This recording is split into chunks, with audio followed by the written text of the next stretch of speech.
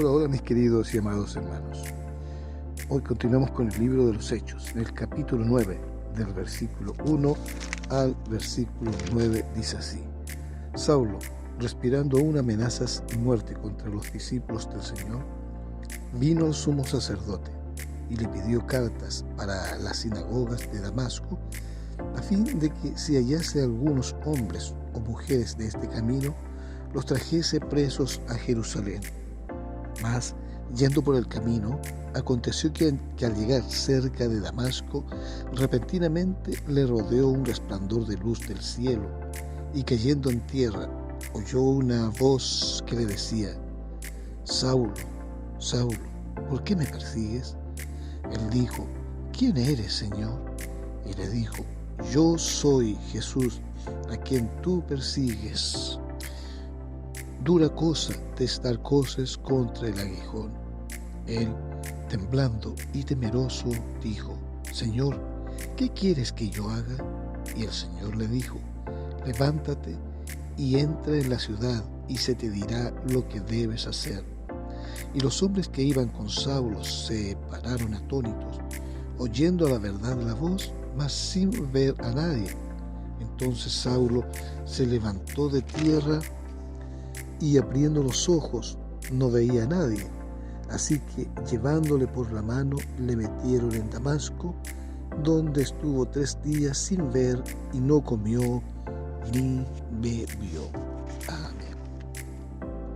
Acá nos relata la conversión de un personaje que ya lo habíamos visto antes, ¿cierto? Un personaje que había iniciado una persecución, que incluso estuvo de acuerdo y consintió en la muerte de uno de nuestros primeros mártires, Esteban.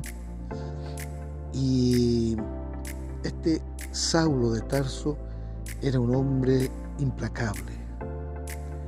Como dice el versículo 1, respirando aún amenazas y muerte contra los discípulos del Señor. Respirando aún amenazas y muerte. Un hombre que tenía un solo propósito, que era la eliminación de este nuevo movimiento, la eliminación de los discípulos del Señor. Ese era su objetivo: eliminarlos, hacerlos desaparecer, porque era un hombre implacable. Y como más adelante él también se define, que era un hombre celoso de su religión. Era fariseo de fariseos, dice, más aventajado que muchos otros fariseos. Sabía mucho y era muy celoso, muy celoso de su religión judía, muy celoso del fariseísmo. Y lo único que quería, como ya dije, era la desaparición de este nuevo movimiento, de los discípulos del Señor. Pero le pasó algo. Tuvo un encuentro ahora con Jesús. Tuvo un encuentro con Jesús. Yendo por el camino, llegando ya casi a Damasco, a su objetivo, porque quería salir de las fronteras de donde estaba él, salir de las fronteras y buscar también gente de este camino, discípulos del Señor, y traerlos a la cárcel, meterlos en la cárcel, eliminarlos más allá de las fronteras judías, ir y encontrar cristianos. Pero yendo a ese objetivo que él tenía, dice que de repente se le apareció una gran luz. Era de día, pero dice que esta luz era más resplandeciente que la del sol. Y cayó a tierra, rodeado por esta luz. Y una voz que le decía: Saulo, Saulo, ¿por qué me persigues? Dándole énfasis. Por eso repitió 2 veces: Saulo, Saulo, ¿por qué me persigues? Y Saulo le dijo: Señor, ¿quién eres? Al menos mostró un poco de humildad y dijo: Señor, ¿quién eres? yo soy Jesús a quien tú persigues. Y esta es una gran enseñanza, ya que lo que estaba haciendo Saulo era perseguir a los cristianos, perseguir a los discípulos del Señor. Pero él pensaba que él seguía a los hombres, que él seguía a las personas, pero no, estaba siguiendo a quien estos discípulos seguían, que era Jesús. Es por eso que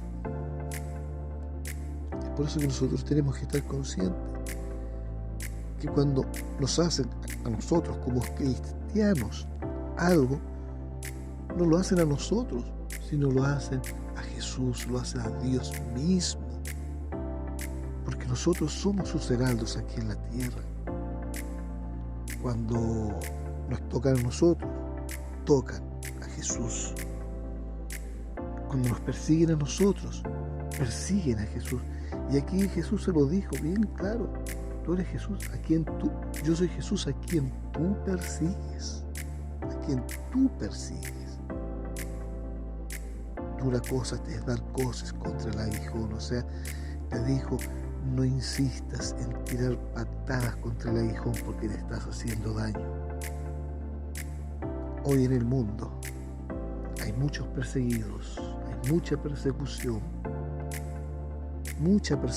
millones son perseguidos, cristianos, millones de cristianos son perseguidos. Pero estos hombres con valor siguen predicando el Evangelio, porque saben que si bien lo están persiguiendo a ellos, pero están persiguiendo a Jesús. Y estos mismos perseguidores están haciendo un daño terrible, y ellos oran por sus perseguidores, porque saben que también, al igual que Pablo, ellos también pueden tener esta misma experiencia. Entonces es hermoso, hermano, lo que le sucedió aquí a Saulo de Tarso, un perseguidor de la iglesia, que se encontró con aquel que él perseguía sin darse cuenta. Cuando nos persiguen a nosotros, es porque están persiguiendo no solamente a nosotros, sino están persiguiendo a quien nosotros servimos, que es a Cristo. Y sí, hoy que vengan persecuciones, ¿por qué no? Si estos hombres, los primeros cristianos, sufrieron persecución por causa del Evangelio, por predicar el Evangelio, ¿por qué nosotros no? No somos nadie tan especiales, somos tan especiales como los primeros cristianos que fueron perseguidos. Por eso sigamos adelante, no mirando atrás.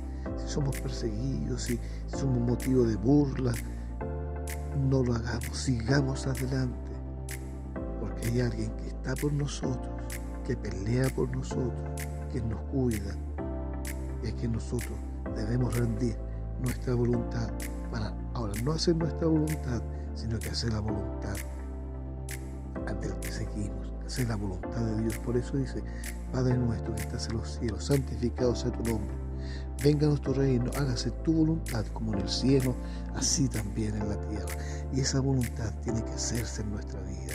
Tenemos que hacer la voluntad del Padre, la voluntad del Padre, la voluntad del Hijo, aquel que nos rescató, que nos sacó de muerte a vida, de las tinieblas a la luz. Y a Él tenemos que servir, a Él tenemos que seguir, porque Dios es el que está y pelea por nosotros.